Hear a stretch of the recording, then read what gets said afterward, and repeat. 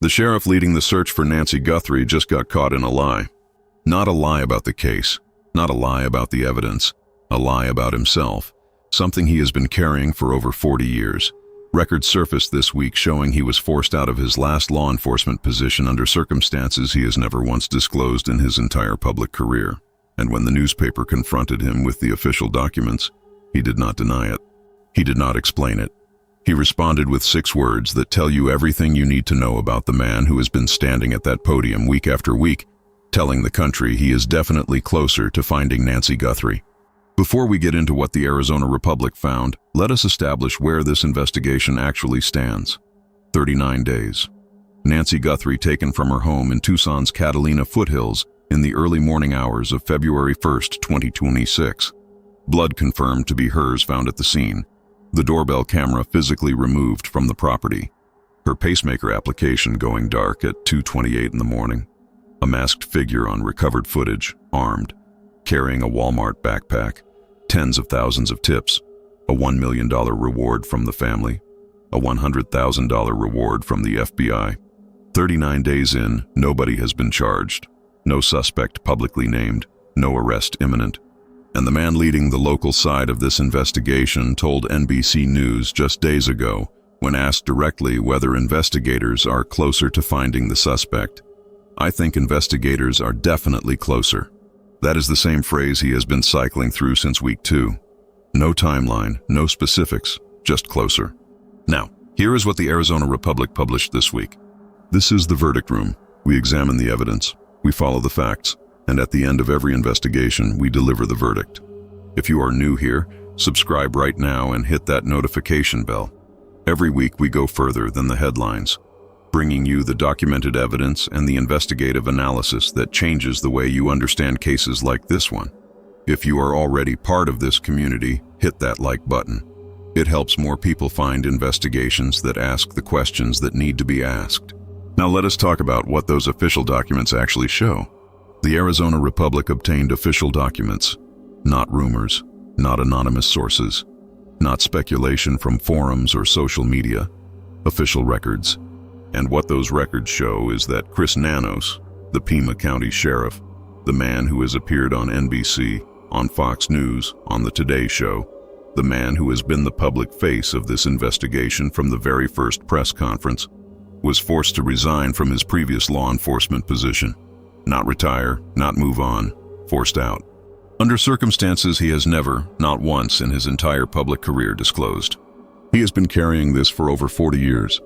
Chris Nanos has a background that sounds, on the surface, like a standard law enforcement career progression. He spent years in Tucson. He worked his way through the ranks. He ran for sheriff of Pima County, and he won. He became the public face of a department covering more than 9,000 square miles of southern Arizona desert. When the biggest kidnapping case in the country landed in his jurisdiction, he stepped in front of every camera he could find. But before Tucson, there was El Paso. In the late 1970s and early 1980s, Chris Nanos was a police officer at the El Paso Police Department in Texas. That much is publicly known. It is on his resume. It is part of his professional biography. He has referenced his law enforcement background in interviews and in the years of his political career in Pima County. What is not on his resume, what was never disclosed, never mentioned, never addressed until the Arizona Republic started asking questions, is how his time at El Paso PD actually ended. According to the documents the Arizona Republic obtained, Chris Nanos did not leave El Paso PD on his own terms. He did not finish out his tenure, submit a resignation letter, and move on with his career intact. He resigned in lieu of termination. That phrase, resigned in lieu of termination, is the polite bureaucratic language that law enforcement departments use when they are about to fire someone, but give them one final opportunity to walk away before the word fired is permanently attached to their name. He chose to walk. Before we continue, it is worth understanding what that phrase means in a law enforcement context specifically. Police departments are among the most internally documented employers in America. Every complaint, every disciplinary action, every suspension, every use of force incident generates paperwork. There are processes, review boards, internal affairs mechanisms. Getting to the point where a department is moving to terminate an officer means that internal documentation has crossed a formal threshold. The institution has made a decision. The option to resign in lieu of termination is not a kindness extended to the officer. It is a calculated institutional move that achieves the separation while sparing the department the friction of a contested process. The officer goes, the file stays, and without anyone pulling records, the public never learns why. The year those records show he departed El Paso PD, 1982. The year his own resume lists as his departure from El Paso PD, 1984. 2 years. Gone. Unaccounted for. And nobody in over 4 decades of his career in Arizona law enforcement and public office ever caught it. Or if they did, they never said a word. Now let us go through what was actually in that disciplinary record. Because this is not one incident. This is not a moment of poor judgment from someone who otherwise had a clean record. This is a pattern. And patterns tell you who someone is more reliably than anything they tell you about themselves. The records obtained by the Arizona Republic document multiple disciplinary incidents during Nanos's time at El Paso PD. Insubordination. That means refusing to follow orders from superior officers in a police department, an institution built entirely on chain of command, on rank, on the premise that officers follow the direction of those above them. Insubordination is not a minor infraction. It goes directly to the question of whether someone can function within a structured organization. In the military, in law enforcement, in any hierarchical institution where the execution of orders under pressure is fundamental to the mission, insubordination is not a personality quirk. It is a documented failure of the most basic professional requirement. Excessive force. This one matters in 2 directions. First, because it tells you something about how Nanos operated in the field, about his judgment in high-stress situations, about whether his assessment of necessary force aligned with his department's standards and the law. But second, and this matters specifically for understanding his handling of the Guthrie investigation, it tells you something about his relationship with accountability. Officers disciplined for excessive force have been told formally and officially that the way they use power needs to change. What you watch for afterward is whether they heard that message, whether the documentation changed behavior, whether the pattern shifted. The subsequent disciplinary record suggests it did not shift substantially enough to prevent further entries.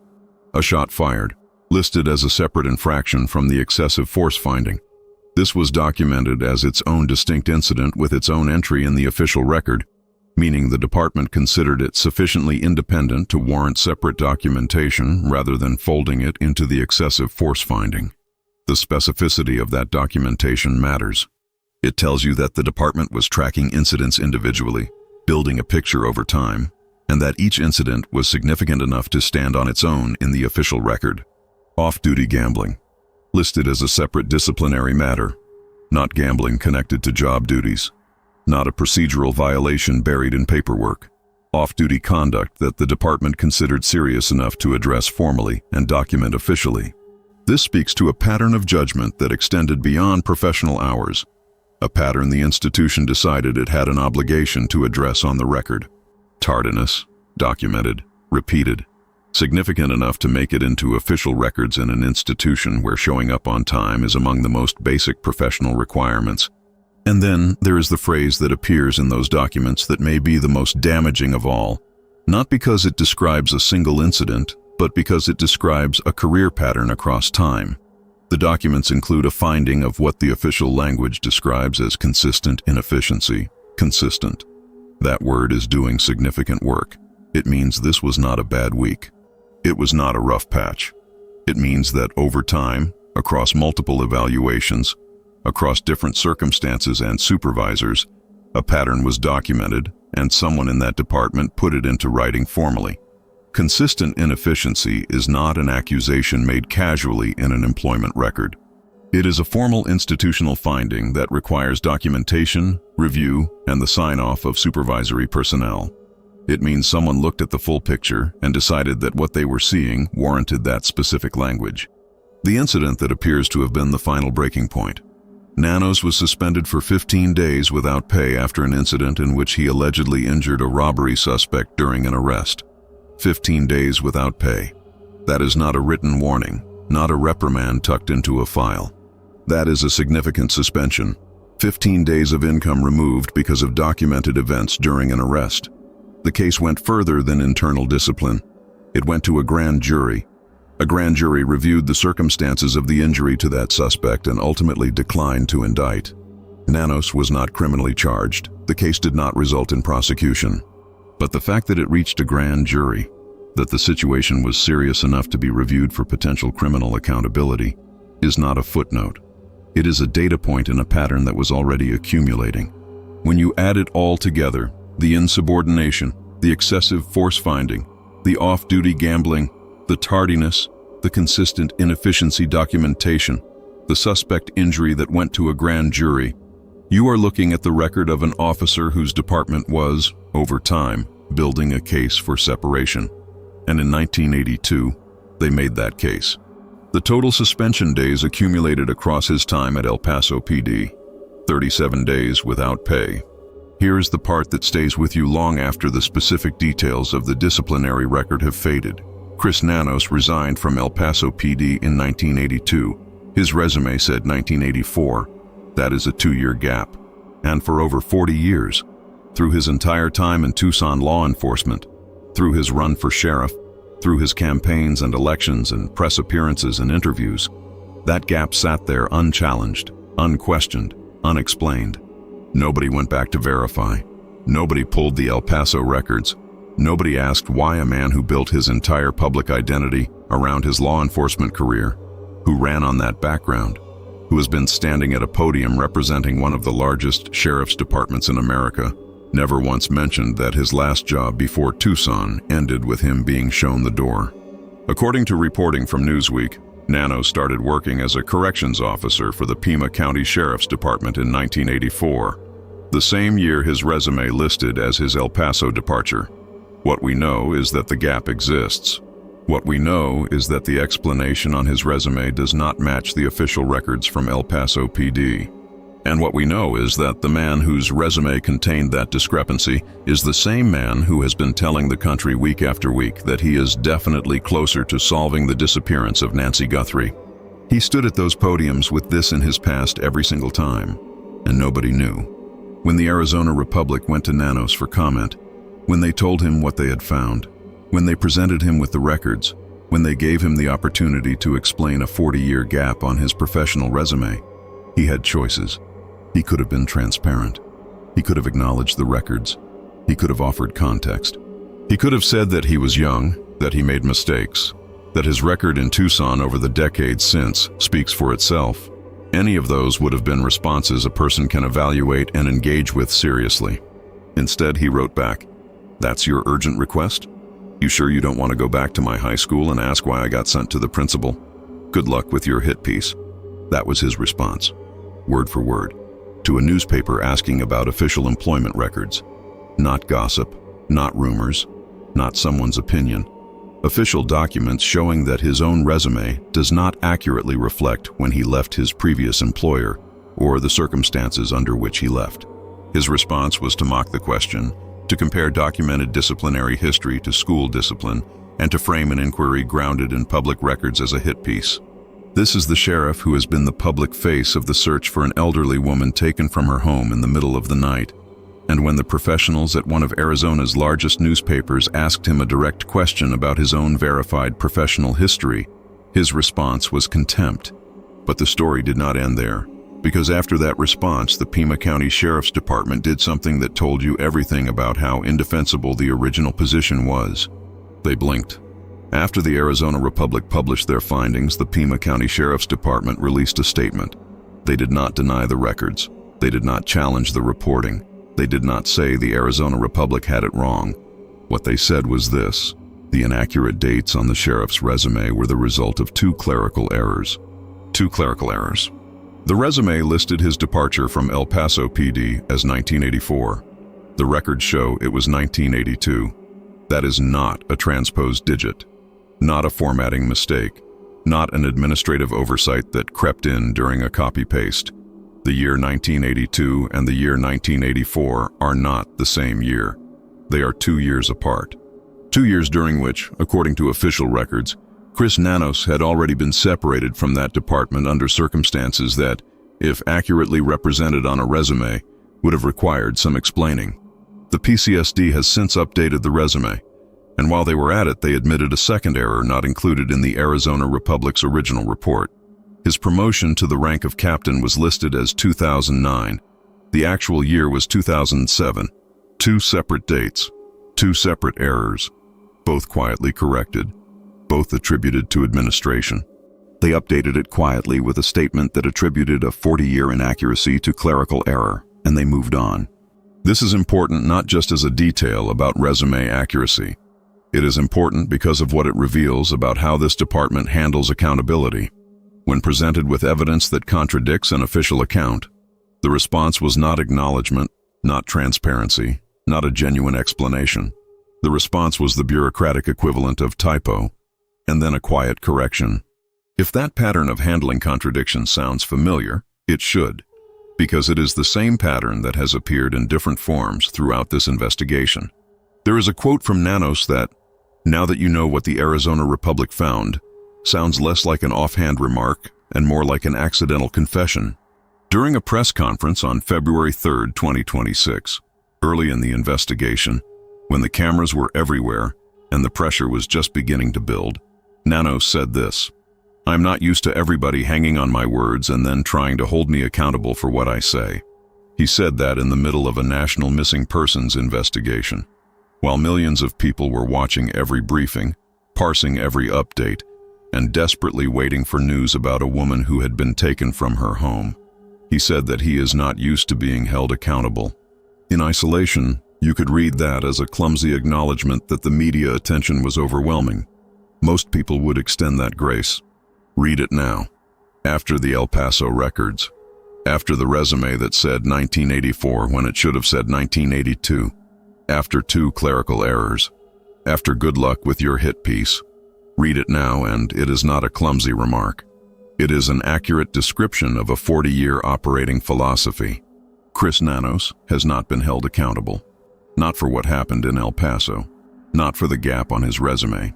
And there is a serious argument that he has not been held accountable for multiple documented failures that occurred on his watch during this investigation. The morning after Nancy Guthrie was reported missing, her home became a crime scene. According to reporting from multiple outlets, including the Arizona Republic, the initial response to securing the perimeter was so inadequate that members of the press were able to get close enough to the property to see her blood on the porch. Blood from a missing woman visible to reporters because the crime scene perimeter had not been properly established. On February 5th, when reporters asked about this directly, Nanos acknowledged it. He said he would have preserved the crime scene longer if given a do-over. He said his team got what they thought was complete. Securing a crime scene is the most foundational first step of any criminal investigation. Before forensics, before interviews, before press conferences, you secure the scene. You create a perimeter. You control who gets near the evidence. That did not happen adequately, and the sheriff whose department was responsible for that perimeter was Chris Nanos. During the early weeks of the investigation, DNA evidence was recovered from the crime scene and surrounding area. As confirmed through subsequent reporting, some of those DNA samples proved to be complex mixed profiles from multiple individuals, requiring advanced processing techniques. For evidence of that complexity and sensitivity, standard practice in high-profile federal investigations points toward one destination: the FBI's laboratory at Quantico, Virginia. It has the technology, the database access, and the expertise specifically built for the most challenging forensic cases in the country. Nanos did not send the DNA to Quantico. He sent it to a private laboratory in Florida. This decision was criticized by forensic experts who commented publicly on the case. When you are handling DNA evidence in a case of this profile, the disappearance of a woman from her home, with an unidentified suspect, with ransom notes of uncertain origin, with the eyes of the entire country watching, you use the most capable resource available to you. The FBI lab at Quantico is the standard resource for high-profile federal cases. It has direct access to federal databases and processing capabilities that private labs are not built to match. Consider what that means practically. Mixed DNA profiles from multiple individuals require a level of separation and analytical capability that demands the best available resources. CODIS, the FBI's national genetic database, is most efficiently accessed through federal laboratory channels. The pathway from a crime scene DNA sample to a CODIS match is shortest and most reliable when the sample is processed by a federal lab with direct database integration. If there is a match to be found, if whoever was in that house has their DNA anywhere in a law enforcement database in this country, the fastest path to that match runs through federal resources. The sheriff went a different direction, and that decision became another line in an increasingly long list of investigative choices that the people watching this case could not fully account for. Adding to that picture, the welcome mat at Nancy's front door, which forensic analysts have noted publicly as a potentially significant source of trace evidence, including fibers, soil, and microscopic material that could connect a suspect to the scene, remained in place and accessible for an extended period after the disappearance. The bracket that held the doorbell camera, which the suspect physically touched during the disabling process, was not collected until approximately 3 weeks after the crime. By then, DNA evidence on that surface may have degraded significantly. These are the kinds of evidence preservation decisions that forensic experts have characterized publicly as unforced errors. Mistakes made under pressure that cannot be undone once the evidence window has closed. On a specific day during the investigation, while the Guthrie family was making public pleas, appearing on camera to speak directly to whoever took Nancy, Chris Nanos was at a college basketball game. This was reported, and when it came out, it became part of a growing picture. There is an argument, not an unreasonable one, that investigators need rest, that sheriffs have lives, that attending a sporting event does not mean a case is being neglected. We can grant all of that. But optics matter in ways that are not separate from accountability. The optics of the sheriff attending a game on the same day that his department's victim's family was on camera making public pleas speaks to something about priorities, about attunement, about whether the person at the top of this investigation fully grasps what it means to the people whose lives it has destroyed. Pima County Sheriff Chris Nanos publicly announced that all members of the Guthrie family had been cleared as potential suspects in this case. That clearance was announced before the DNA results from the crime scene had come back, not after the results, before them. In criminal investigations, sequence matters fundamentally. You gather evidence, you process that evidence, you use the results to reach conclusions. Results inform conclusions. That is the direction of the arrow. Announcing a clearance before you have the evidence that would confirm or challenge that clearance inverts the arrow. It reaches a conclusion before the evidence that would support it is available. For what it is worth, the family has cooperated fully throughout the investigation and has been cleared by subsequent findings as well. We are not suggesting otherwise, but the process by which that clearance was announced, before the DNA results were in, is a legitimate question about how this investigation has been run. There is one more element that deserves direct address, and we want to be precise about what we know and what we do not. Nanos was reported to have been accused of withholding evidence from the FBI. He denied it. His exact words, according to Tucson's NBC affiliate KVOA, were that the accusation was not even close to the truth. This was reported by Reuters, and it was denied. We do not have confirmation that evidence was actually withheld. What we have is a reported accusation and a denial. That is the full extent of the established public record on this specific point. But in the context of everything else, the private lab decision, the premature clearance, the inadequate crime scene security, the basketball game, and now the 40-year resume discrepancy, the accusation, even denied, does not exist in a vacuum. It lands inside a pattern that has already been documented. The criticism of Nanos during this investigation has not only come from outside the department, it has come from within it. Sergeant Aaron Cross, who serves as the president of the Pima County Deputies Organization, the organization that represents the officers who work under Nanos, elected by those deputies to speak for their interests, gave a statement to the New York Post during this investigation. He described Nanos as treating the search for Nancy Guthrie as a personal ego case. Those are his words. When the head of a sheriff department's own union organization describes the man they work under as approaching a national kidnapping case through the lens of personal ego, that is not an outside attack on the department. That is a verdict from inside the building. Cross did not stop there. When the United Cajun Navy submitted a detailed proposal to assist in the search, thermal drones, specialized search canines, coordinated desert grid sweeps, Nanos's official position was to tell them to stand down. Cross publicly disagreed. saying that more help is always better than less. The gap between those two positions, the sheriff saying stay out and the deputy's union president saying bring in the resources, tells you something about how this investigation has been experienced internally, not just by observers on the outside. Nanos has throughout this case consistently positioned himself as the authority who should be trusted. He has given interviews. He has made statements about being closer, about good leads, about how the investigation is being run. And each time he steps in front of a camera, there is an implicit argument being made. Trust me. Trust my department. Trust the process.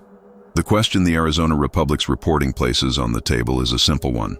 On what basis should that trust be extended to a man who has been carrying a falsified resume for 40 years, and whose response to being asked about it directly was to call it a hit piece? Let us come back to where the investigation actually stands, because the resume story is not the investigation. The resume story is the context through which we have to evaluate the investigation. Nancy Guthrie is still missing. Investigators confirmed this week that they are examining a damaged utility box found around the corner from her home, a box that may be connected to the reported internet outage in the neighborhood on the night of February 1st, an outage that multiple neighbors confirmed disrupted their home surveillance systems during the exact window when she was taken. Each resident experiencing the gap individually filed it as their own private internet inconvenience. Nobody had a reason to compare notes with their neighbors.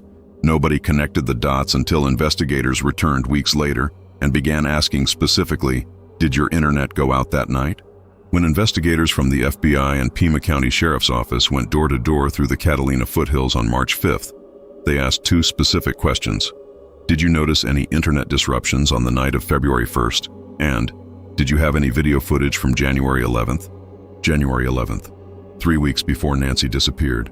Investigators have not explained publicly why they want footage from that specific date, but the fact that they asked, specifically that date, during a canvass that was ostensibly about the February 1st outage, suggests they believe something happened on January 11th that connects to what happened on February 1st. Possible reconnaissance, possible surveillance, movement by the same individual who came back 3 weeks later and navigated an unlit, maze-like road in complete darkness without a moment of hesitation, because he had already been there, because he already knew every turn. A neighbor described what she saw in the weeks before Nancy disappeared. A man near Nancy's home, dressed in street clothes, hunched over, hat pulled low, walking slowly and staring at properties. He did not fit, she said. In a neighborhood where strangers are immediately noticeable, that kind of deliberate, slow attention to specific properties stands out. She recalled the sighting happening around January 11th, right after her birthday. If that account is accurate, it means the planning for what happened to Nancy Guthrie was already underway 3 weeks before she was taken, in plain sight on the streets of the Catalina foothills, visible to residents who had no reason yet to understand what they were looking at. The FBI tip line, by the Bureau's own acknowledgement, has seen tips taper since the initial surge following the surveillance footage release. The combined reward remains active. The total financial incentive for anyone with information exceeds $1 million, and still, 39 days in, no arrest. Mixed DNA from the crime scene has not returned a confirmed usable match from CODIS. The gloves found approximately 2 miles away were traced to a restaurant worker with no connection to the case, demonstrating that investigators can follow forensic leads to their conclusion. But in this instance, the lead did not produce the result hoped for. The vehicle captured on camera near the time of the abduction has not been publicly identified. The gun holster has not led to an identification. The Walmart backpack has not been traced to a specific buyer as of the most recent confirmed reporting. The investigation is active. Federal agents continue to work the case. Forensic analysis continues. The forensic genealogy tools that resolved the Golden State Killer case and the Idaho student murders case are available and applicable here. The evidence is not gone, but 39 days is a long time. And the longer a case goes without resolution, the more the quality of the investigation itself becomes subject to the scrutiny that an unsolved case demands. The scrutiny lands on the foundation, and the foundation, this week, has a crack in it that nobody put there. The Arizona Republic found it in 40-year-old official records from El Paso, Texas. Nancy Long Guthrie has been missing since February 1st, 2026. She has a pacemaker and requires daily medication. She has children who are waiting for her to come home, grandchildren who are growing up without her, a congregation at St. Andrew's Presbyterian Church in Tucson that has prayed for her return every single Sunday since she disappeared. She was dropped off at her garage door after a card game with her family, and she never came home on her own the next morning. She deserves an investigation whose leadership is held to the same standards of transparency and honesty that the investigation demands of every witness, every cooperating party, every person whose account is being scrutinized. She deserves better than good luck with your hit piece as the answer to a direct question grounded in official records. The answer to what happened to Nancy Guthrie is still out there. The case is not cold, the evidence is not gone, but the foundation matters. And this week we learned something important about the foundation. All analysis in this video is based on official records obtained by the Arizona Republic, confirmed reporting from News Nation, Reuters, NBC News, Fox News Digital, The New York Post, Newsweek, and official statements from the Pima County Sheriff's Department. All individuals are presumed innocent unless proven guilty in a court of law. The reporting on Sheriff Nanos's El Paso disciplinary record represents official documented history available through public records, not speculation or accusation. If you have any information related to the disappearance of Nancy Guthrie, contact the FBI at 1-800-CALL-FBI or submit a tip at tips.fbi.gov. Anonymous tips can be submitted to Tucson Crime Stoppers. The combined reward for information leading to her safe return or the arrest of those responsible exceeds $1 million. If this investigation moved you, if this kind of serious, sourced, evidence-based accountability journalism is what you come here for, subscribe to The Verdict Room right now and hit that notification bell. Every week we examine the evidence, follow the facts, and deliver the verdict. Drop your thoughts in the comments below. What do you think is the most significant detail in Sheriff Nanos's documented record? And what does it tell you about how this investigation has been run? This is The Verdict Room. Nancy Guthrie deserves answers. The evidence has spoken. There is one more dimension of this story that deserves direct attention before we close, because it speaks not just to the sheriff's personal history, but to the system that allowed that history to remain invisible for 4 decades. In a healthy institutional environment, a law enforcement officer's background is subject to verification when they seek positions of public trust.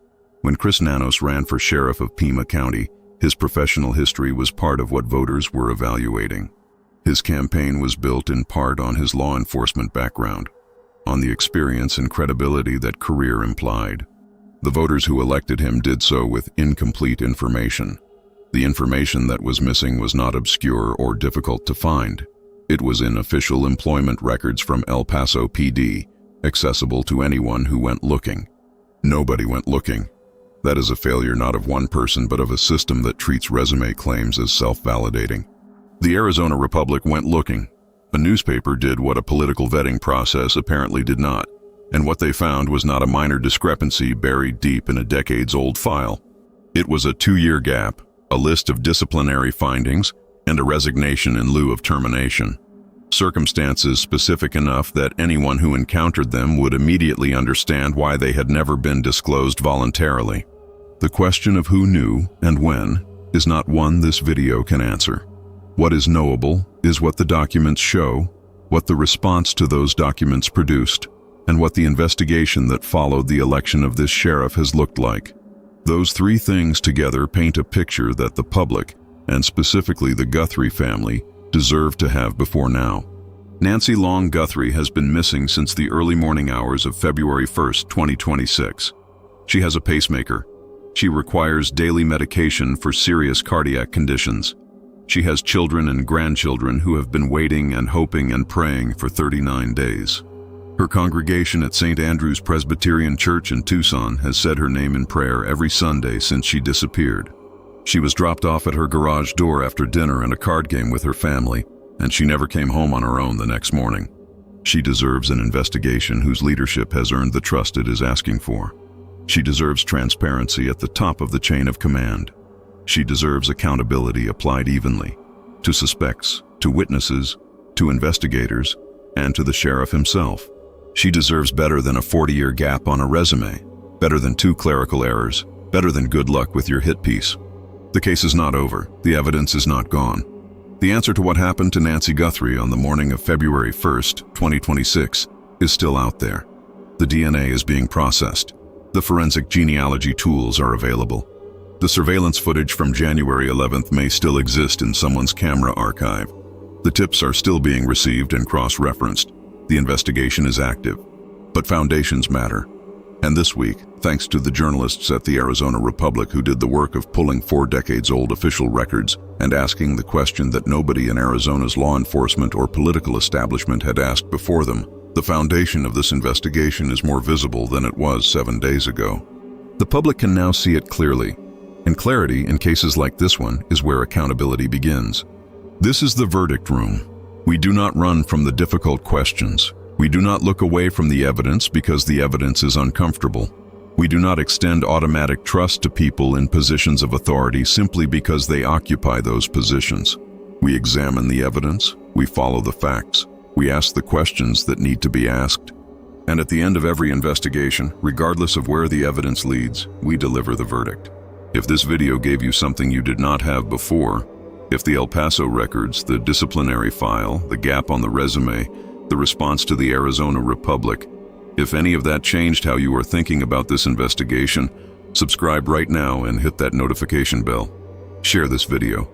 The questions being asked here deserve to be heard by enough people that they cannot be ignored. Drop a comment below with what you think is the most significant detail in this story. We read everyone. And if you are not subscribed yet, subscribe now. The next video goes directly back into the evidence, the surveillance blackout, the January 11th footage request, the DNA forensics, and what a credible path to solving this case looks like from here. Nancy Guthrie deserves that. Her family deserves that. And the answer is still out there. This is the verdict room. The evidence has spoken. One final thought worth leaving with anyone who has followed this investigation from the beginning and who has watched each press conference, each tip line update, each statement about being closer, each cycle of the same phrase with no new specifics attached to it. 39 days, $1 million in family reward money, $100,000 in federal reward money, tens of thousands of tips processed, hundreds of thousands of hours of surveillance footage reviewed, a second video recovered, DNA from the property, DNA from a glove, cell tower analysis underway, forensic genealogy available, federal agents and Pima County deputies working simultaneously, and no arrest. There are cases that go this long without resolution because the evidence is genuinely insufficient, because the suspect is genuinely unidentifiable through the available forensic pathways, because the case is at a stage where the forensic work simply has not finished producing its results yet. Any of those explanations is possible here. Forensic genealogy takes time. DNA comparison takes time. Cell tower analysis takes time. But there are also cases that go this long without resolution because decisions made in the critical early window permanently narrowed what evidence was recoverable, because the foundational first 72 hours were not treated with the discipline those hours demand, because the person at the top of the chain made calls that experts have since publicly evaluated and found wanting. Both explanations are possible. The evidence will ultimately tell us which one describes this case more accurately. What the Arizona Republic found this week does not answer that question. What it does is give us the context to evaluate the answer when it comes, to know who is making the calls, to understand what kind of record the person at the top of this investigation has been carrying, to recognize that when he says he is not used to being held accountable, that is not a clumsy remark from someone overwhelmed by the media attention. It is a statement of documented fact. The accountability is here now. The Arizona Republic delivered it. And the Guthrie family, who has extended every courtesy and every cooperation to this investigation, deserves for it to mean something.